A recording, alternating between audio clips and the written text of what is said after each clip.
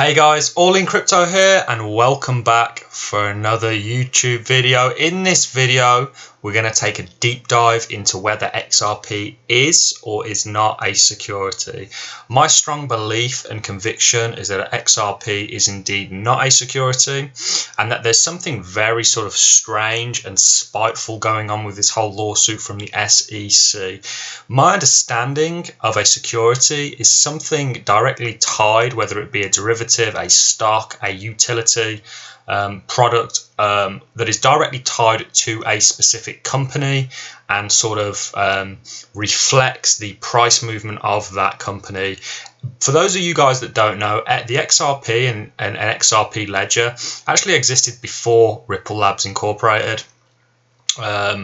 So it sort of begs the question, how can XRP be a security of Ripple when XRP actually indeed existed before Ripple?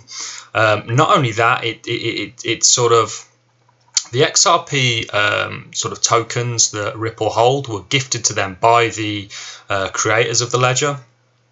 And to me, to sort of reiterate my point of what I believe a security is, I think a security is indeed a sort of an asset or a stock or a commodity or a derivative linked to a company that essentially pays you based on the work of that company. Now, for those of you who have sort of been accumulating and buying Ripple and been very active in the crypto space through 2018, 2019, you'll know that Ripple has been doing exceedingly well in terms of partnerships. However, it really hasn't reflected on the XRP price. And I really strongly believe that this whole lawsuit is just kind of a spanner in the works, and that not only XRP but Ripple will bounce back from this whole sort of ordeal. So today we're really going to we're going to hear some stuff from Brad Garlinghouse himself, and we're going to look into the Howie Test, which is essentially how the US determined what is or isn't a security and how that relates to cryptocurrencies. By the way, guys, just before I start, it's important for me to know and to sort of mention that there are clear rules of the road for using XRP in the UK, Japan, Switzerland, and Singapore, for example. There are more, of course. Other sort of governing bodies in the US have actually come out and sort of given a little bit of clarity, saying that XRP isn't a security previously. But it is only the US. Not even the entire US, but the SEC that are sort of condemning XRP as a security, and it's very unfair that they're doing this, especially as the SEC is sort of there to protect investors. They seem to be doing a lot more harm than they do good at the moment. So, sort of first off, guys, what I want to do is I want to look at the Howie Test, which, as I said, is the sort of way that the US regulates security.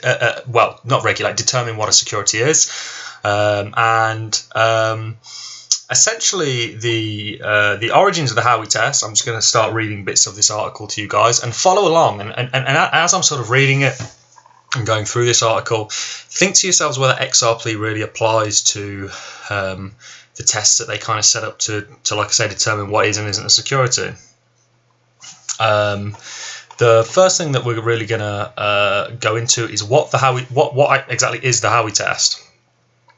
One of the leading cases on the investment contract definition in the US Supreme Court, SEC versus WJ Howie Co. Under Howie Test states that an investment contract is a transaction scheme or contract where people invest their funds in a common enterprise and expect profit solely from the effort of a third party. So you couldn't really link that necessarily to, as an XRP holder, you're not really relying on Ripple as such to sort of move the price. It's kind of like, you know, it's somewhat speculative in a similar sort of way to that gold and precious metals and silvers are. We really need to get away from this whole idea of tying XRP up directly with Ripple. Like I say, XRP actually existed before Ripple Labs Incorporated. but I'll read on. Also, the US SEC has declared that cryptocurrencies which pass the Howie Test are securities and are subject to security regulations as well. Supreme Court has created the Howie Test to identify whether certain transactions qualify as investment contracts. If the transactions are qualified, they are considered a security under the Securities Act of 1933 and the Securities Exchange Act of 1934. Okay, what is a security? So that's essentially the Howie Test. Like I said, the Howie Test it essentially came about from, I think the guy was a farmer or had something to do with farms and got paid sort of a derivative from those farms and was sort of unregulated security. But what is a security? Let's kind of go into the definition of what a security is and see if you kind of can apply that to XRP. The Securities Act of 1993 and the Securities Exchange Act of 1934 were established a century ago to destate a significant part of the US government's way to deal with financial regulations. Under Section 2A1 of the Securities Act 1933, transactions that qualify as an investment contract are referred to as securities, like promissory notes, books, bonds, and stocks. Investment transactions have a fundamental impact on how the world of finance observes and collaborates with securities. Therefore, it is crucial to have a consistent way of determining whether the transactions qualify as investment contracts. So I do not, as an XRP holder, feel like I'm in any sort of an investment contract with XRP. Like I say, throughout this entire bear market, we've had fantastic news regarding Ripple. It really hasn't reflected on the XRP price. In fact, the XRP price in many cases has actually gone lower as a result. Well, not as a result of the good news, but in spite of. All the offered securities must be registered with the SEC in the US. So this is really what the problem's about. It's essentially about Ripple selling the $1.3 billion worth of XRP without sort of going under regulation, sort of without registering with the SEC. But the SEC really, guys, are known about. They've been very transparent, Ripple Labs. It's not an unknown thing. They've not been doing anything in secret. They've been doing it out there. Why the SEC would come after them now, to me, is unknown. An organisation which provides securities are not exempt should register them. The registration process involves. Okay, we don't really need to go into that. So there's nothing in this to me that kind of screams XRP. I really don't believe it is a security. Like I say, we as XRP holders don't expect anything from Ripple. We don't expect them to make us money. We have a shared interest in the sort of benefit of in the sort of success of XRP. And it is my strong conviction that indeed XRP is not a security. What I want to do now is sort of read some of Brad Garlinghouse's Twitter sort of feed. And I'll just start and we'll just read through it. This is the 24th of December. A very important reminder, thus far the world has heard the SEC side, version of reality. The legal process will unfold from here and the world will have much more robust, complete picture of the facts soon. Reminder, the SEC complaint alleges nothing has been determined. That's what courts are for. So there's no, as of yet, we don't know really how much. It's only alleged that they're a security. Nothing is proven. There's no proof being sort of put on the table as of yet. It's really opinions at the moment. Seeing a lot of tweets spreading misinformation, legal and otherwise. Here are some facts. First line of the SEC complaint alleges from at least 2013, years before the DAO report, yet the complaint was not filed for 7 years and the day before the chair leaves office. Yeah, there is something very sort of strange about that. just sort of going on about Ripple's sort of been working for 8 years and not had any problems. David Schwartzer, big fan of David Schwartz. I know if you're into XRP, you probably are too. The United States is one of the few countries where regulators will, after years of you operating in full light of day and frequently updating them on everything you're doing, turn around and tell you that you should have known you were breaking decade-old laws all along.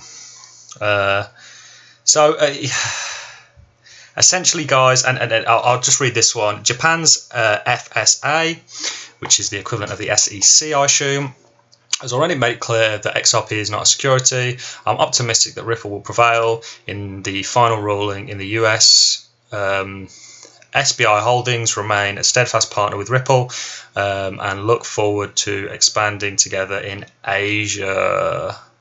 So we have a number, like I say, of other places who have already sort of come out and said that XRP isn't a security. It just seems to be the US which have a problem with XRP and really cryptocurrencies as a whole. You know, we had a lot of problem with New York and sort of Binance. But what I want to do before I sort of love and leave you guys is play a little bit of Brad Garlinghouse talking on this issue. The words have come straight from the horse's mouth, essentially in this.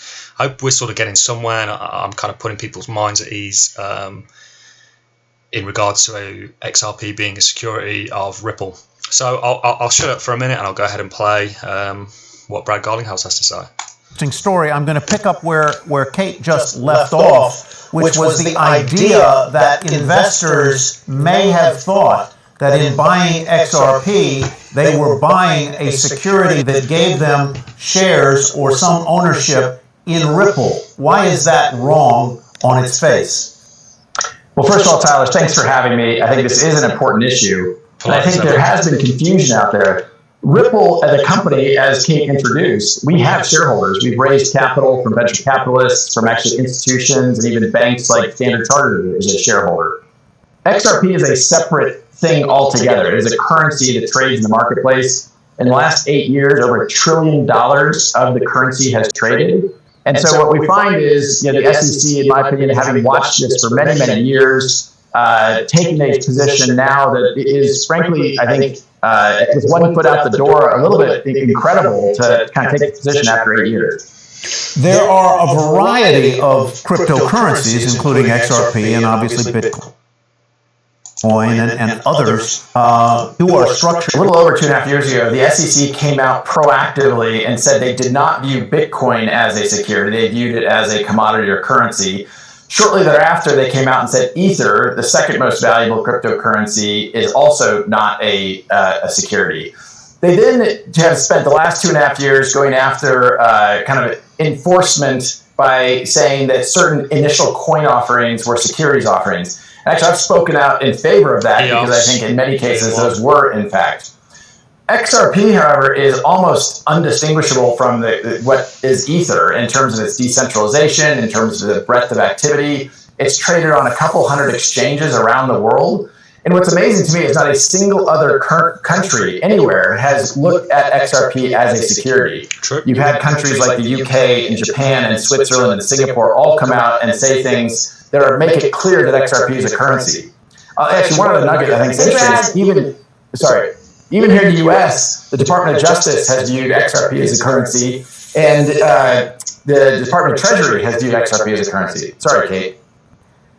That's right, Brad. Kate here. Good to see you. Back to IPO. Which is Litecoin based that are based here in the United States. Anyway, that's enough from Brad. So I hope you guys kind of get in the picture by now. I really don't think there's much to worry about. I don't think this case is going to be about for too long.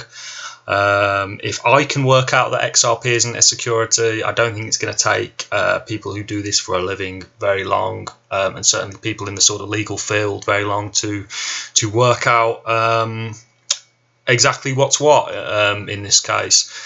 So I'm really going to leave you on that note, guys.